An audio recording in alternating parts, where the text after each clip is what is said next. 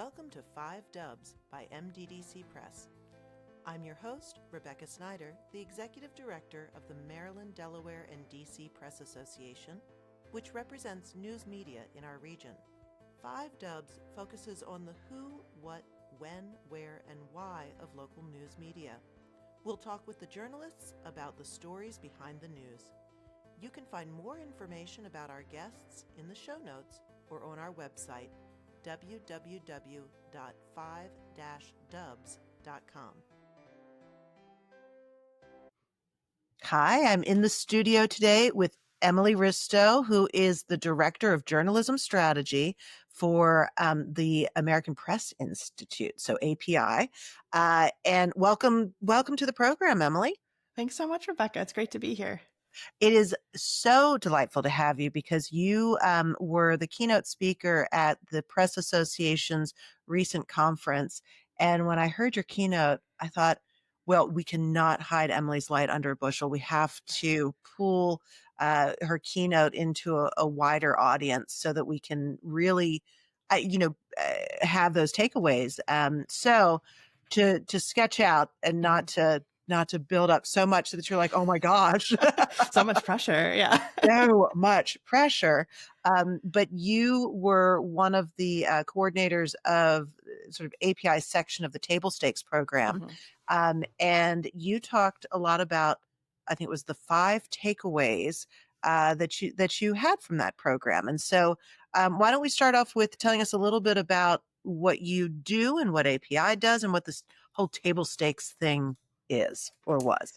Sure. So as you mentioned, I work for the American Press Institute, and we support local and community-based media throughout the U.S. Through research, programs, and products. So Table Stakes is one of those programs. The Table Stakes Local News Transformation Program started in 2015. It is just now sunsetting as the funding has concluded for the various versions of the U.S.-based program. But in the core program, organizations went through this year-long process where they identified their own challenges for digital transformation. What did they need to really improve on? And then came up with their own tactics and strategies and solutions and tested those. So that was the core program. And then at API, we also ran some sprints just for table stakes alumni. And those were around specific subjects for each of them. So there was one around improving subscriber revenue. There was one around live events and convening your community. Mm-hmm. We did ones about launching new products. So there was just kind of a variety of different things still related to digital transformation, but then everyone in the program was kind of doing the same thing. So that central question, the problem that table stakes was trying to solve was how to take a print-based organization and bring it into the digital age, or was it more subtle than that? Well, I mean, it was all media types, actually. So the programs that I worked on mostly helped major metro newspapers, but there were public radio stations, there were broadcast television stations, there were even some digital startups that maybe operated more like a legacy newsroom. So it was really about what do these organizations need to do to be digital news organizations far into the future. Like, what do they need to be sustainable to better serve their communities? So it was really quite broad. But most of the challenges focused on, there was always something obviously tied to revenue, but a lot of them were around how do we remake our organization so that we have the right roles, the right people, the right coverage to really continue on for many, many years. And in some ways that feels so universal because every organization, right now we're all sort of grappling with the benefits and the pitfalls of AI, but that's happening in every company. How can we position ourselves? How can we serve our constituency, whether that's readers or clients or buyers, or how can we make our products in a way that increases sustainability of the business? So were you kind of seeing some of those big issues writ large, or am I oversimplifying? No, I mean, there were definitely a lot of those issues. I think a big one, which also kind of spans the business community too, is this idea of trust. And do people trust us? Do people find value in us? And then in terms of AI, like there may have been some of that, but the core programs have sunset in the past couple of years. Mhm. So I think a lot of organizations hadn't quite been grappling with that yet, but Right. Well, I feel like there's lots of lessons learned. So mhm, when you and you worked specifically with the major sort of metro dailies, which honestly I think are the media companies that have seen the most seismic changes, because the super niche, like small hometown pubs, they're the only game going. You know, they're still really critical in the communities. The major metro dailies that are trying to be all things to all people, like, that audience is fracturing a little bit. And so I feel like that's a inflection point, or that's a group of organizations that are really in an industry that's struggling. I feel like mhm. those are ones that really need to reimagine. Do you think so as well, or? Yeah, yeah. I mean, I think that's definitely true. I mean, and I think a big lesson of Table Six is you can't be all things to all people. Mhm, A lot of organizations started with we're sort of like the general store, like for our community, we have everything, and then they sort of realized that they needed to focus on specific audiences, specific communities, and really creating a strategy that's a little bit more tailored. um because yeah, you simply like the, you mentioned like sort of the seismic change these organizations have had. A big part of that is their staffs have really shrunk over the years, right, yeah, through layoffs and buyouts. So they just cannot do what they used to do because their staffs are half the size or smaller. So kind of like figuring out where can they excel, and where are things that maybe other organizations in the community already have covered, or things that might have become a little bit more obsolete over the years. Like, are people maybe not going to that newspaper either online or the print edition itself, for recipes anymore, for example? mhm, That's a big one. They're probably not, right? They're probably getting those from just Google searches or other online recipe sites or social media. So part of this challenge for these organizations was figuring out what they could give up, because they were no longer sort of the only game in town or the best game in town on that particular subject. mhm. Well, and it seemed like from part of what table stakes was doing was like providing this framework for introspection, to really get to know, like, who am I as a media organization, Mhm, and what's my place in my community. So can you mhm. talk a little bit about kind of that voyage of self-discovery that the publications went in? Because that's like, Sure. journalists are not all that introspective when you come down to it.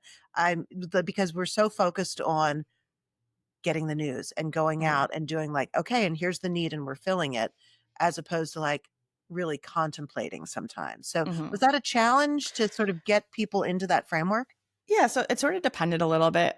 So I actually went through table stakes as a participant myself back Mhm, in 2017 when I was with the Milwaukee Journal Sentinel. And at that point in my career, I hadn't done a lot of strategic stuff, so it was a big mindset shift for me personally and a lot of members of our team to sort of do that introspective.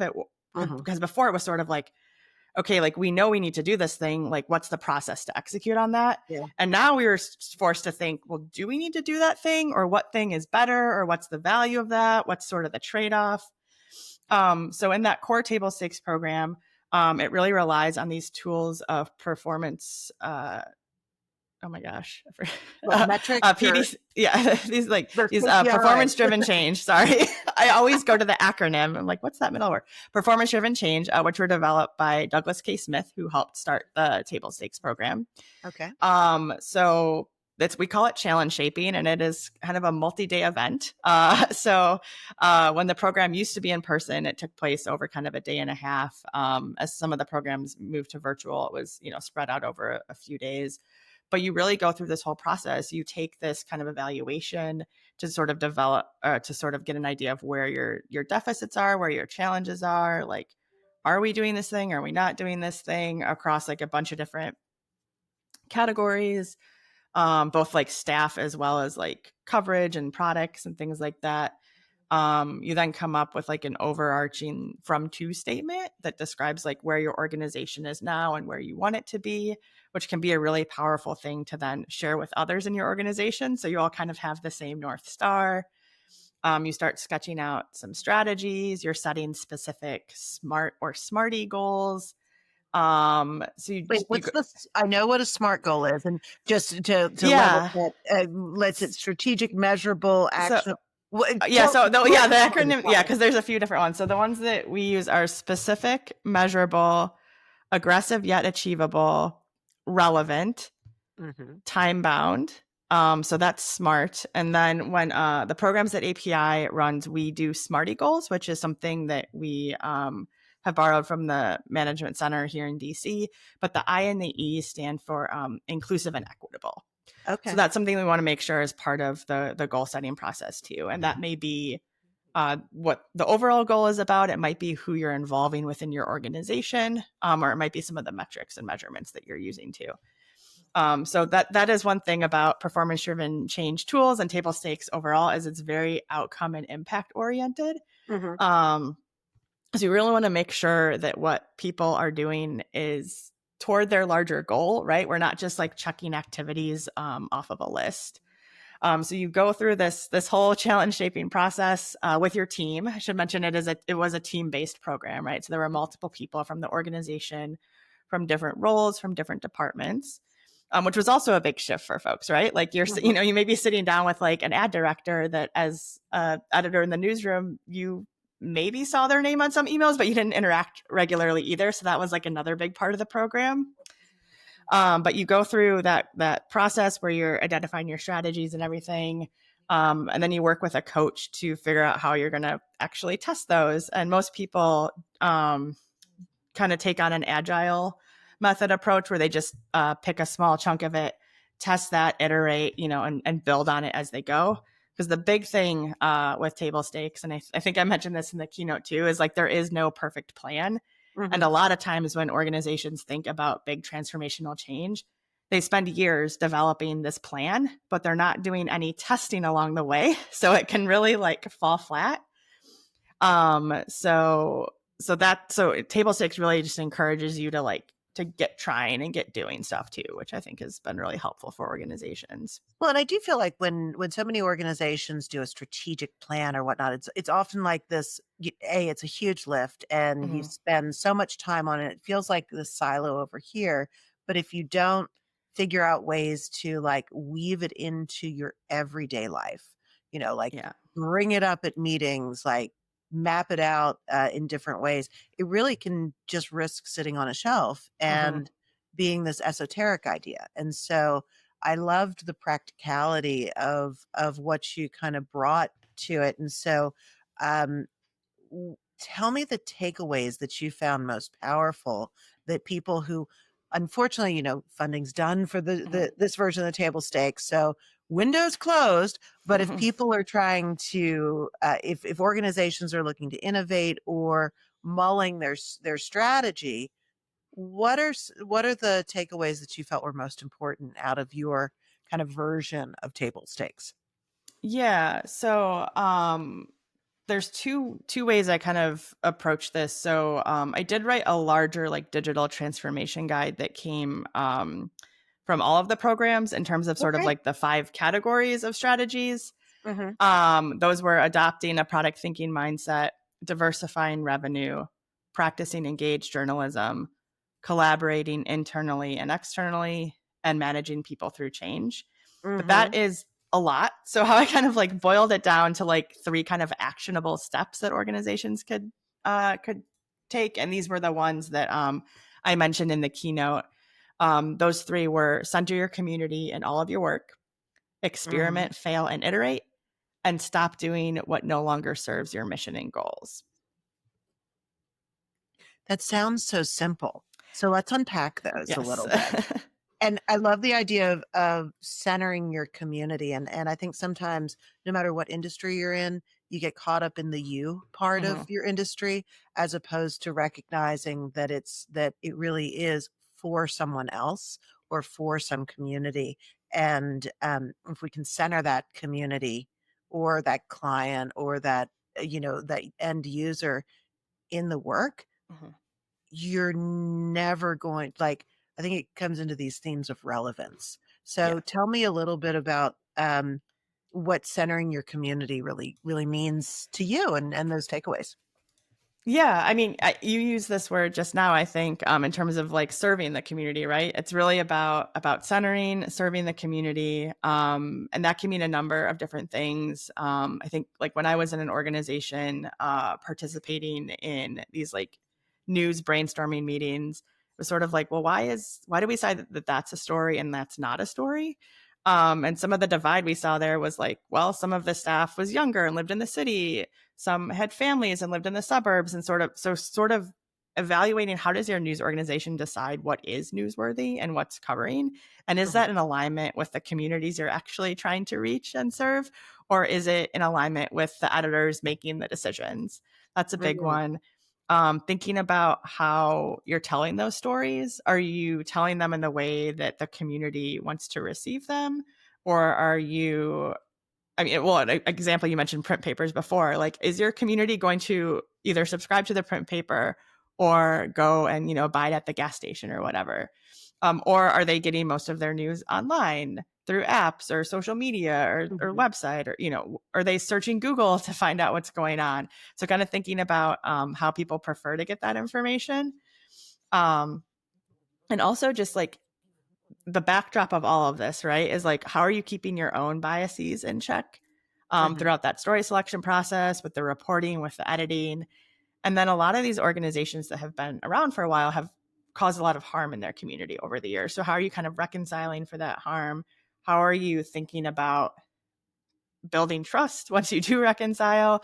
Right. Because I think some organizations, and this is maybe another kind of wake up call that some organizations had in table stakes, is they did do more community listening, is they had assumed that they were not only a respected brand but a well-known brand, and maybe they aren't, especially for folks who are newer to the community. Oh, that's so uh, lowering, I I bet, know, to be I like, mean, "Oh, it's a we're." little humbling, but yeah. Yeah. But yeah, they might, like, because they used to maybe be like the sponsor for everything, and they were including like the sports teams in the area and the parade and this run and whatever else.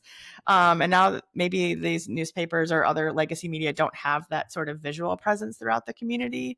Mhm. But they just assume, oh yeah, like people know who we are. And they might not, or they might be like, oh yeah, like my grandpa read that or my mom read that or whatever too, depending on Yeah. the audience that you're trying to reach. So I think that's another big part of it too, is trying to understand that community, what people's needs are, what sort of information they're looking for, sort of the value that you can add to their day-to-day life. And I think it goes Yeah. beyond, like, just looking at your readers. I do feel Mhm. like within the industry, we're really big on, well, let's do a readership survey. Let's find out what readers want. But if you're really kind of positioning yourself to um, be stable and to serve the community for the long term, all of our communities are changing. I mean, like Mhm. in demographically, geographically, in terms of coverage and the issues that are coming up. Um, and it also, so I want to understand how you get to know a community that you may have come out of touch with. Mhm. And while you're kind of formulating, because I feel like you've got a whole laundry list of great things on there, I also wanted to ask, is it helpful to for organizations to kind of get to their why in some ways? Like, why do they exist? Because I think once you have, for me, like, once you have, like, our goal is to, you know, be the connector in our community and share critical information. Mhm. Like, then you have a lens that you're like, okay, this is what we do. This is our goal. So can you kind of compare those two, like making a Yeah. goal that works and actually listening to a community? Yeah, absolutely. So I think that sort of the why really comes into that North Star and kind of vision exercise that folks did at the beginning of table stakes, when they were really developing like what their focus was going to be. Mhm. So that is part of that. So organizations like public media and other nonprofits often arrive with kind of a mission statement.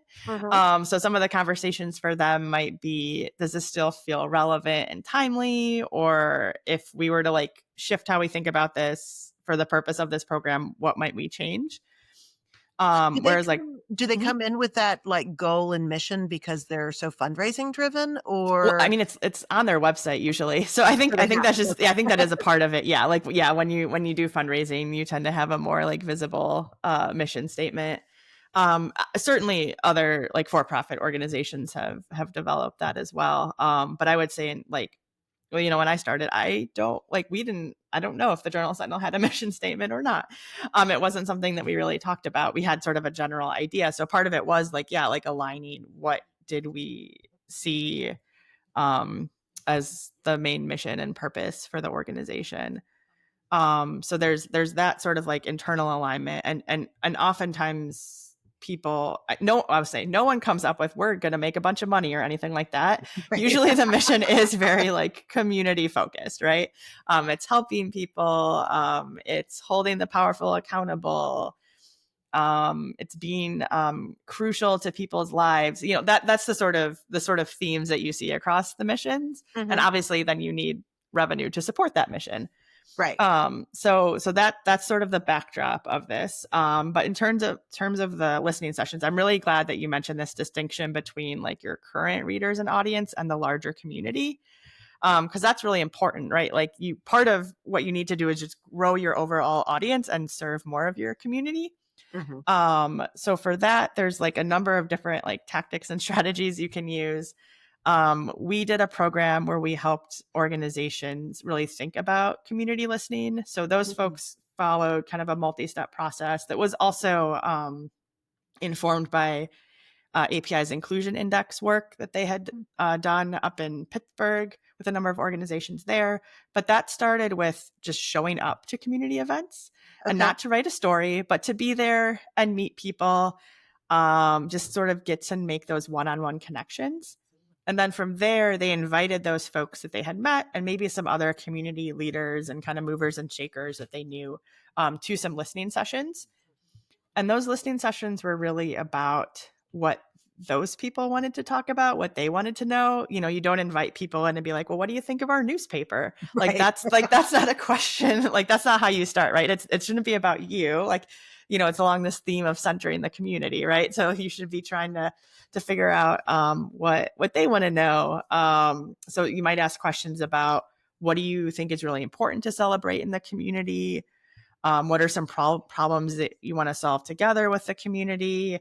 What stories don't get told? What do you wish others knew? So, you know, those are sort of questions that you would do in the community listening. And again, like, this isn't about writing up stories or coming up with ideas for coverage.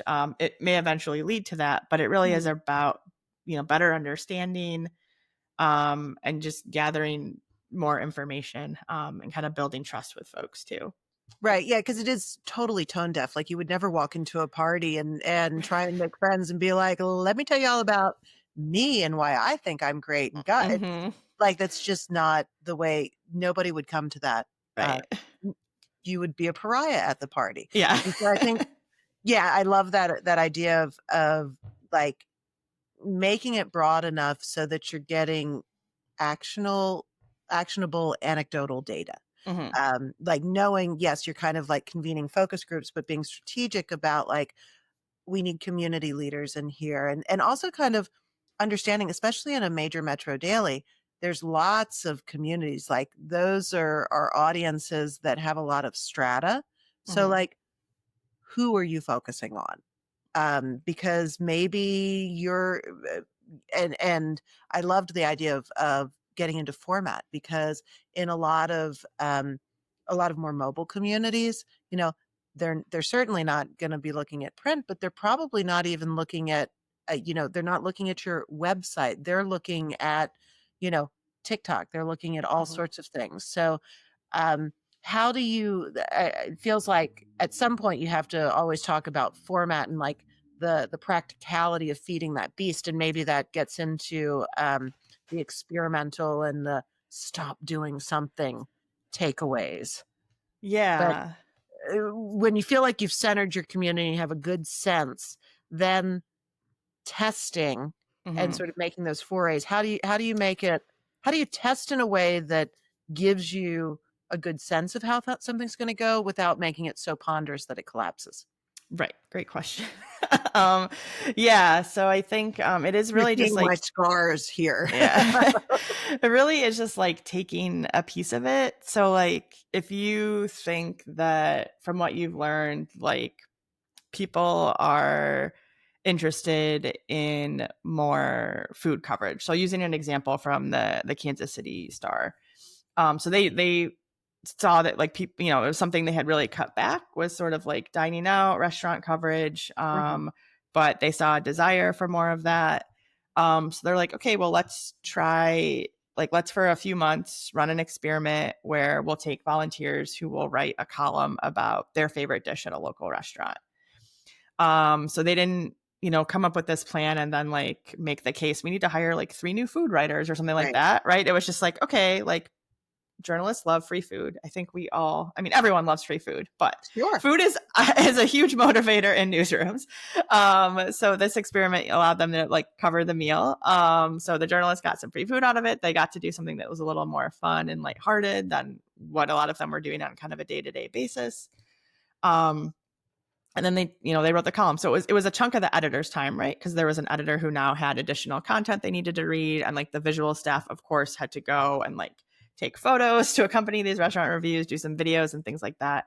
Right. Or not restaurant reviews, but like Mhm. columns. So there was some additional time from those folks, but otherwise, they were able to just kind of test it over several months, and they saw that those stories were very popular among subscribers. They also just did a quick, like, kind of pop up newsletter that is now a permanent fixture to accompany that. And the readership of that newsletter really grew. So that was just a way to kind of like test a concept. Mhm. And then, yeah, without like doing this like really elaborate plan and the really expensive plan, I think is another thing that can really hang up people with experimenting is like, well, where are we going to get the money for this, and sometimes you just need to kind of find the time. Right. Um, Well, yeah. and I think that's such a powerful question, like, when you're blue skying or talking about things and people "Oh," I think a lot of problems hide themselves behind money. Like, and if because oftentimes it is time Mhm. is the biggest resource, or, like, feeling the mental capacity to take something on. Right. But I'm curious, when you say people are testing and trying it, like, how do they pitch it? Do they just say, "Hey, we're trying this"? Do you say straight out, like, "This is an experiment," or do you kinda couch it as, like, new short-term feature, like, occasional feature? How do you make it sound like you're not totally all over the map, but also, like, this is something we've really actually thought about, not just something we came up on a the Yeah, to how do like, you are make you it work? thinking about in terms of like the audience or internally? Um, More the audience, Hmm. because I do sort of feel like the world is very fractured anyway. So, like in the olden days when you had a print newspaper, you could be assured someone through the power of serendipity is paging through that and saying, "Oh, here's something new." And you could have the little, letter from the editor that's saying, for the next 6 weeks, we'll be doing that, and people were consistent enough readers that they could Hmm. see that. And now, like, they might interact with that column, through a Instagram post because people like to look at food, or through the journalist's own place or on the Hmm. website. So how do you make it not seem chaotic? Yeah, so I think a people are not paying as much attention to us as we think they are sometimes. I Mhm. think like because I think that's another These are like fear. life lessons. No one cares what you're wearing, you know? I mean, it is sort of like no one's thinking about you the way you're thinking about you, to quote Schitt's Creek. But yeah, it's like, yeah, I think like part of it is, yeah, like might, they may just like not notice or not think or care if it's part of like some series. So sometimes it's just you don't say anything right away and you just like start doing the thing. Sometimes Mhm. you may say it's like a limited series and then you could say that it's like something that's being continued. Yeah, there's just sort of like a variety of ways to approach it. And I would say that same kind of hang up of, well, what are people going to think about this, or we're going to get a bunch of feedback or whatever, also comes to that like last takeaway of like stopping things. Mhm. a lot of times people don't notice if you've stopped something because it really wasn't that popular of a If feature they or weren't reading whatever. it from the first, yeah, that makes Yeah, sense. so you might get like one or two emails or something. Obviously, like there are things where you're gonna, like your TV insert or whatever, like heaven forbid that like doesn't end up in a Sunday paper. Like you will get so many phone calls. I know as working as a Sunday editor. So there's certain things obviously where you do want to be really clear about why you're stopping something. And oftentimes that messaging includes like what you're replacing it with. But like sometimes honestly, like people won't notice, or you couldn't just include an editor's note, like this is the last week we're running this, and then like that's what it is. But yeah. And then the internal communication, I think I think a Mhm. lot of people are more comfortable with the idea of an experiment, and that's usually how Right. I would couch it when I was working with within a newsroom, experimenting with stuff. Is yeah, we're gonna try this for 6 weeks or a month or whatever, and we'll see how it goes. And yeah, that internal communication, I think, around experimentation can be easier than what you may or may not like decide to communicate externally. Well, and I think also when you're like going through that experimental phase, like internally, it's always helpful to think also like, what are your measures of success? Like, when does the experiment stop? Like, is it a Hmm. time driven experiment? Because no one likes to sign on to like this open ended thing that's going to give them more work. And we're not really sure like if it's a good idea or whatnot. So like, Absolutely. what do you think about those measures of success and how do you counsel people to think that through? Yeah. So yes, definitely like any experiment, you need to know both what success looks like and what failure looks like. And when I was working within a news organization, we're working with people on experiments, I'd sort of set the goals with them. Hmm. So if it was something around, I was social media editor for a while. So if it was something about like, are we going to continue posting on this Facebook page or whatever, I'd be like, okay, um, looking at like our flagship page, which we were at that point, Facebook was a huge traffic driver. So we were going to continue to post there, of course. Like this is sort of what we're seeing in terms of engagement, in terms of link clicks. And then this is like the amount of people we have following that page. Hmm. So then you sort of like, okay, now this page has a smaller following. So this is kind of what we would expect here. So this is really where we want to get to see if we want to continue to do this. Hmm. So let's test that for 6 weeks. Like here are some strategies we use on the main page that really seem to help, and sort of like help them kind of develop a plan. And this is a situation where someone wants to continue to do the thing, right? But maybe it doesn't make sense in the larger scheme. So yeah, so like you really like develop those goals with them. And like I would like check in with people too. Like I wouldn't just be like, all right, 6 weeks have passed, it's me again, like we Right. start like, how's it going, kind of do like weekly check-ins and stuff, like how's it going. um just have some conversations around that stuff too. So you really want everyone to like feel like they're part of the process and not like something is like happening to them. I Hmm. think is like a really important part of experimentation. Well, and I love this idea of experimentation because I feel like you're making incremental changes to your product and to Hmm. your culture over time. Did you find in the table stakes cohorts that you worked with that that kind of embedded in their psyche on okay, and this is how we generate new products or this is how we do new innovative things. Hmm. Did it go deep enough? Absolutely. Yeah. Yeah. So there's another thing that we ran or and continue to run related to table stakes is betternews.org, which is where we have a lot of case studies and success stories of these table stakes alumni organizations. Hmm. And a lot of those came from the table stakes program itself, but many of them didn't. Many of them came after they had like graduated from table stakes because they continued to use these same processes. So I do Hmm. definitely see a lot of different like products and experiments and stuff that I know like sort of developed out of that way of thinking from these organizations that have gone through table stakes. And we've definitely like heard that from folks too when they've done programs to like get back in touch and be like, yeah, we use that same process that we learned in the product sprint to launch this other product. And Yeah, it really does become kind It's of like a way muscle of memory working. in some ways, like, Hmm. and it gets easier each time. So, like, Yeah. you have the initial idea, you figure how to make it scalable with, sort of like it doesn't need uh, making it achievable with the resources that you have, Hmm. measuring the success and making it as like inclusive as possible. Are those that sounded like Hmm. those were the three like pro tips if you were going to be an Yeah. experimental group. Is that Yeah, I missed yeah, something? yeah, I think that's right. I think the other thing is kind of making sure that you are have built-in points of evaluation as you go Okay. as well. Yeah. Yeah. So you right. So you're not just popping back 6 weeks later and be like, "How'd we do, guys?" Yeah, Right. and so you're able to like iterate as you go too, or be like, oh, that goal is actually not at all within reach. Like maybe there's something like in between there. Like that was too ambitious. Let's see Mhm. how we might scale that back. And Well, and like the theme that I'm also taking away from our conversation is it is not that deep.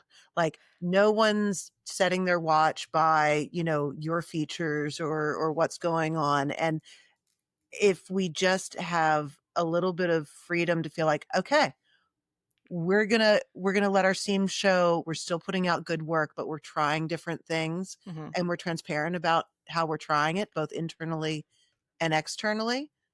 I think that frees you up a little mhm. bit.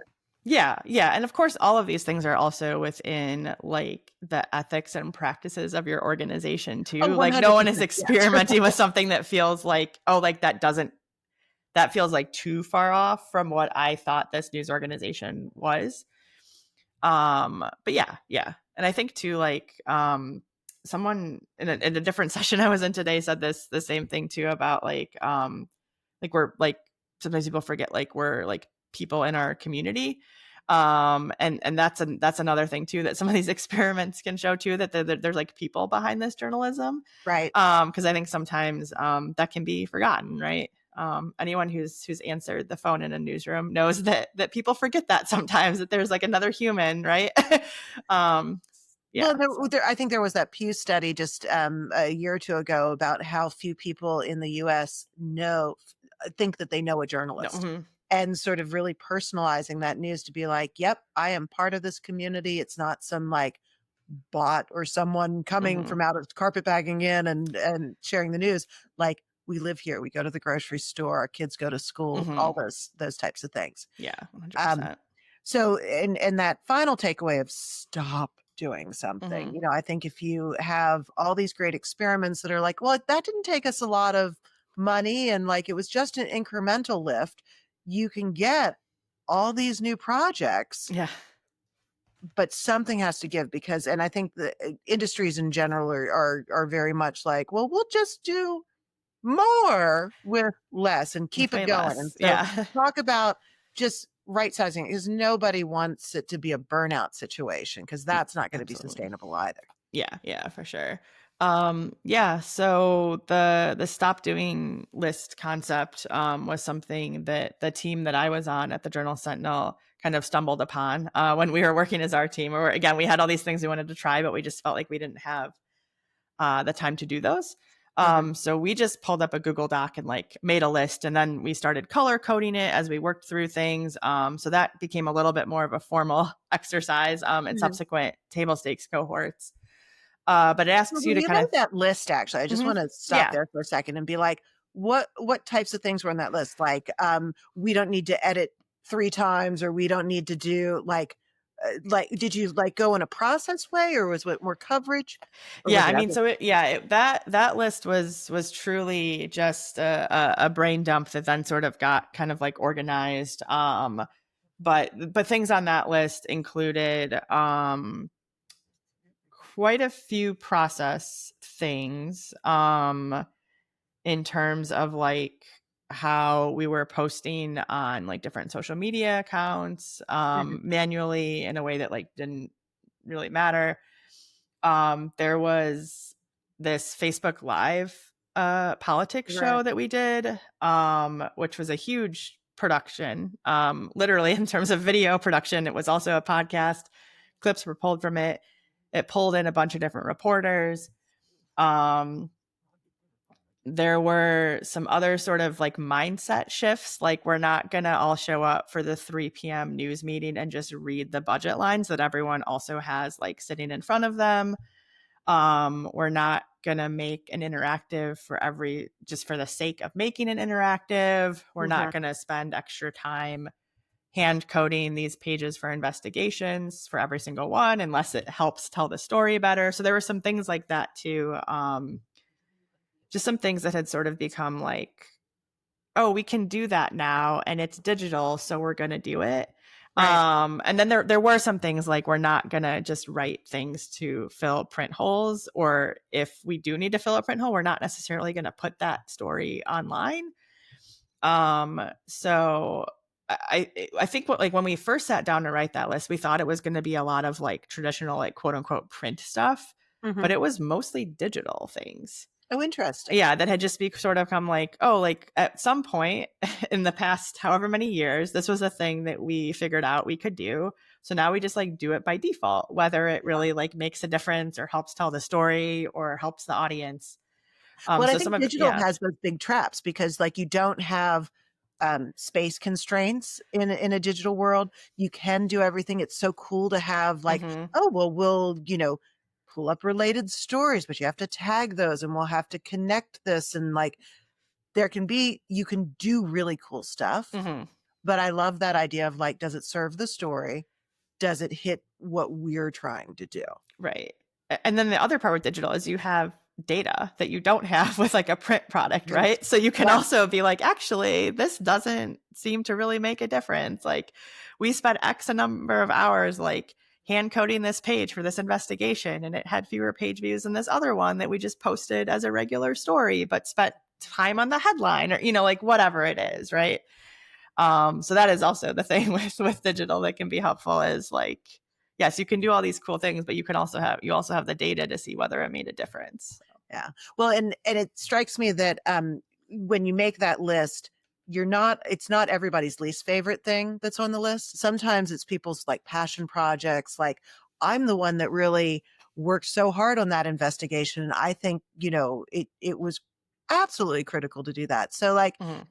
how do you navigate either some of the sacred cows of, what people are doing, or people's passions? Because you Mhm. don't wanna stamp them out either. Right. Yeah. Yeah. So I think one place to start with folks is, you can ask them, like, what do you think you're doing that's not a good use of your time? Which may not be a question that anyone's ever been asked before at work, but might Mhm. surface some things, right? And also, like, that's also kind of giving them permission to surface those things, because I think the other real thing to watch out for, if you do want to start kind of like a stop doing practice, is there's still like, people are concerned about their jobs, right?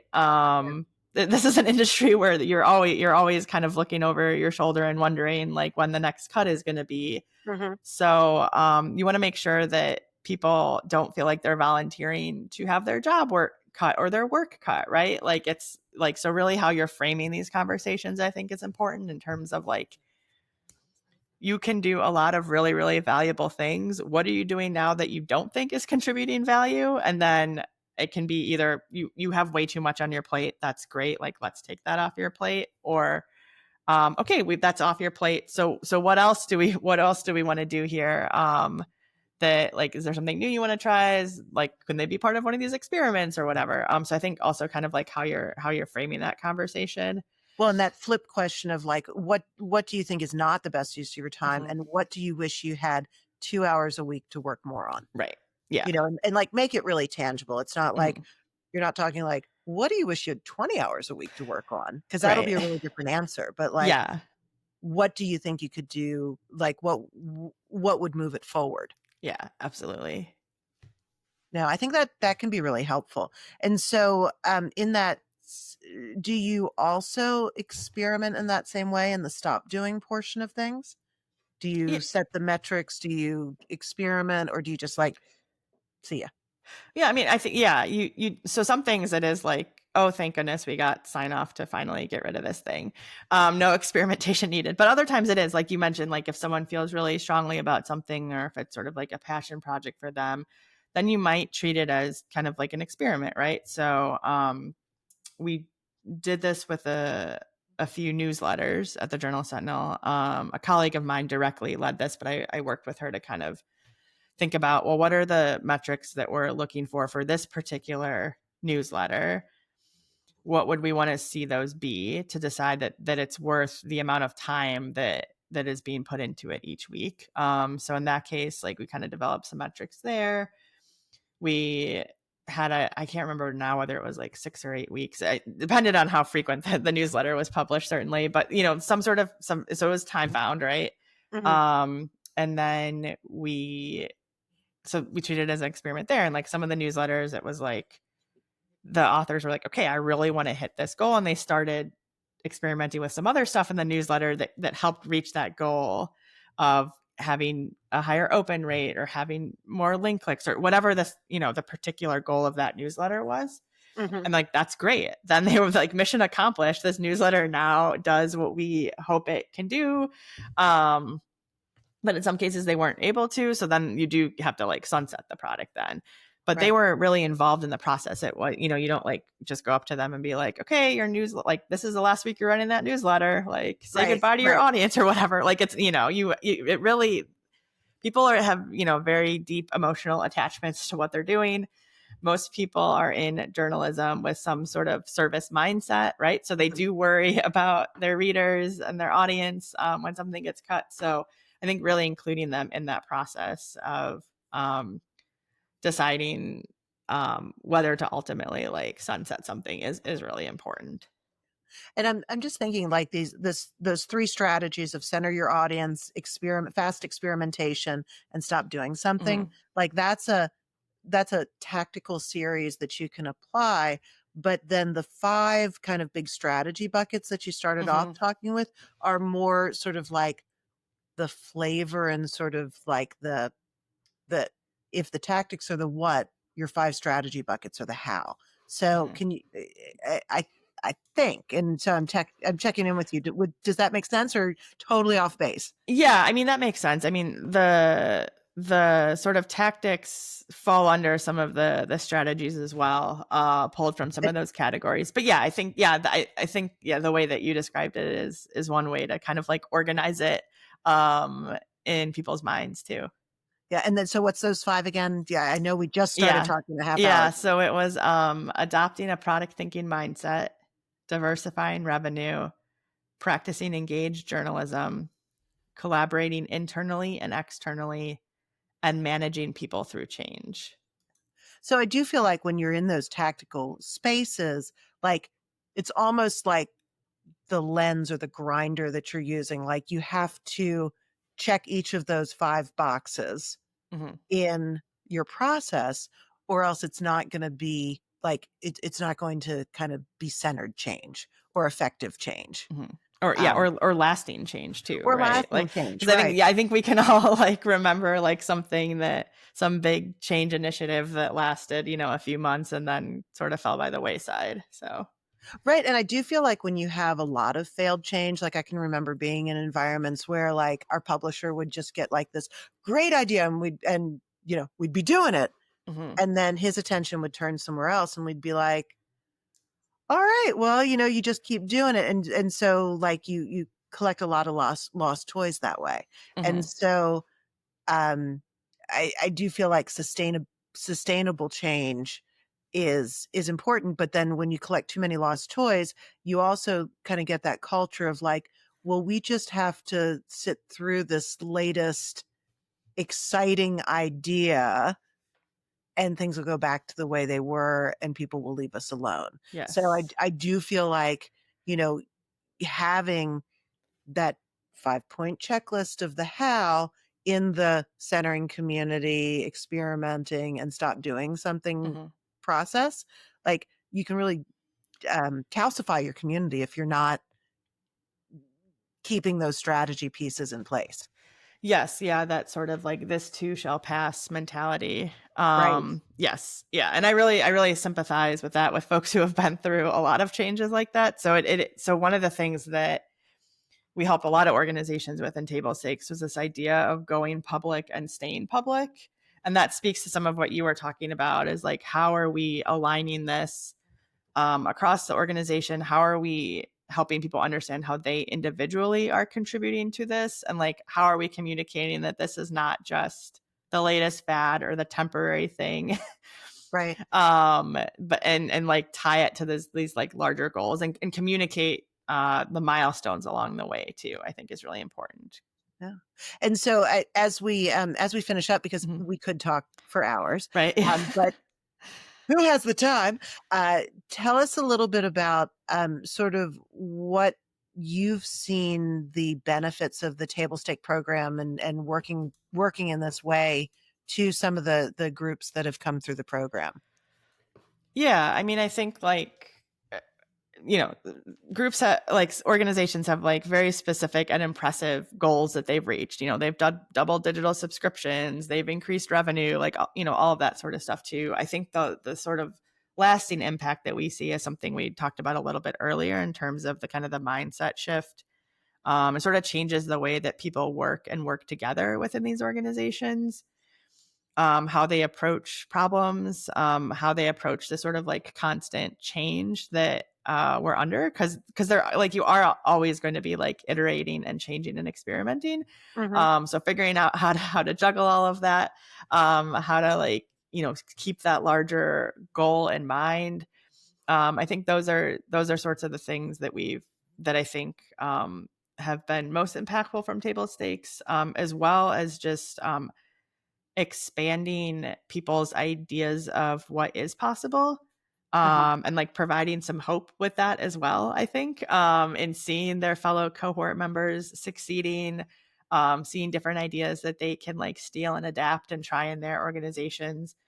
I think that has been really powerful for the program as well, and why API spent so much time working with this larger table stakes alumni community, because it can feel kind of isolating, right? If you're in like the local news organization, you feel like you're the only one kind of dealing with these problems. But then to be part of this larger community, you realize that other people have these same challenges, Right. and have tried different things. So I think those are kind of like some of the lasting legacy of the table stakes program, outside of the sort of like impressive like numbers and new products launched and audiences grown and all of that sort of thing. Yeah, it's a shift really in the entire mindset. And so I believe you said earlier that you kind of have categorized some of these best practices and ideas in betternews.org. Did I Mhm. get that right?